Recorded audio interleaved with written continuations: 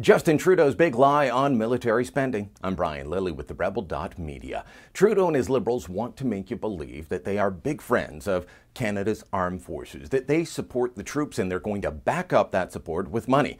But we can't believe them on that. We haven't been able to believe the Liberals when it comes to support for the military since the days of the Cold War and Lester Pearson as Prime Minister. Not since Pierre Trudeau took over and started gutting the military, followed by Jean Chrétien. And the Liberals, it's just not in their nature to do so. Not even when Trudeau sends out his defense minister, his badass defense minister, the Afghan veteran defense minister, to announce big new spending as part of the defense policy review.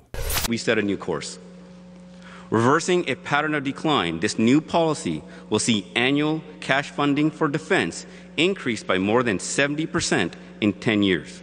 It will grow from $18.9 billion in 2016-17 to $32.7 billion in 2026-27. Okay, more on that spending in a bit, but I still remember when I had such high hopes for Harjit Sajjan as the Minister of National Defense, this guy who'd been through Bosnia, who'd been through Afghanistan, who had commendations from the Americans over his skills.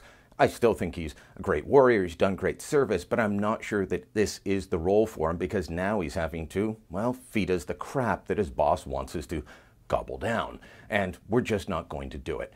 This spending increase from $18.9 billion now to $32 billion a decade from now, well, that's as good as it gets. Most of the spending is after the next election. Most of the spending is backdated. They're talking about $62 billion over 20 years. Yeah, but it's in that 10 to 20 year period is when the spending is going to happen. And frankly, I've been around long enough to see more than one government of all stripes promise the military the sun, the moon, and the stars, and then walk away once they figured out there were no more votes to be had from actually supplying our troops.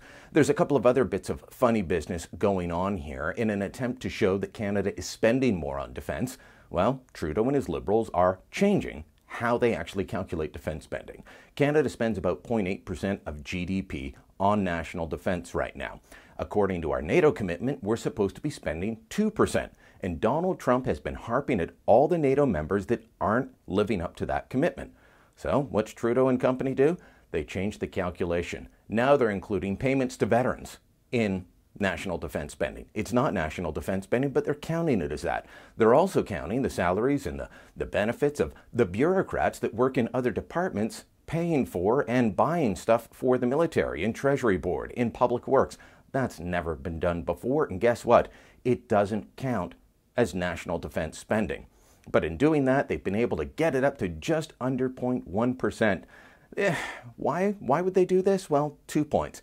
With their whole foreign policy review speech, their whole defense policy review announcement, what Trudeau and his Liberals are trying to do is signal to their Liberal friends around the world that Canada is not going to be a client state of the Americans, that we are standing up and doing our part for multilateralism and the established globalist world order.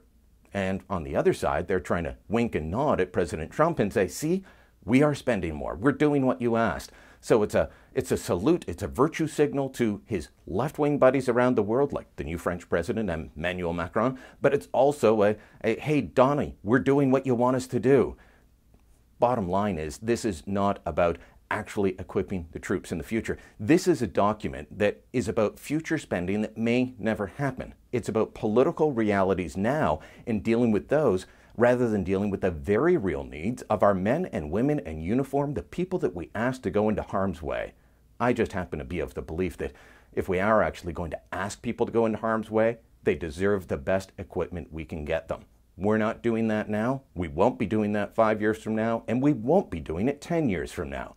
As always, the Canadian military is going to be reduced to a political calculation. If you like the Rebel video you just watched, make sure you never miss another one. Again, click here to subscribe.